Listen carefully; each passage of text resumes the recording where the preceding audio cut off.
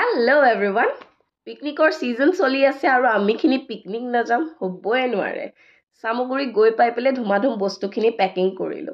খানা বনাই লৈ যোৱাটো মানে বেছি প্ৰেফাৰেবল বুলি ভাবো আমি কাৰণ লোকেশনটোৰ ভাইব লোৱাটো বেছি মেন্ডেটৰী মানে। কোনে গৈ পাই খানা বনাই টাইম ৱেষ্ট কৰি থাকিব কওকচোন।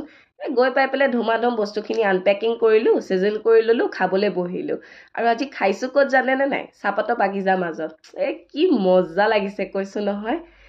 আৰু কাজিনছ উইথ ছেম ভাইব ছেম মেণ্টেলিটি মেহফিল জমি যায় আৰু কৈছো নহয় পিকনিকত গৈ যদি অকল কঁকালটো নিহিলাও নে নাচো পিকনিক খোৱা নিচিনাই নালাগে আৰু এই জিলেলে জিলেলে গানটোতো ভেৰি মাছ মেণ্ডেটৰী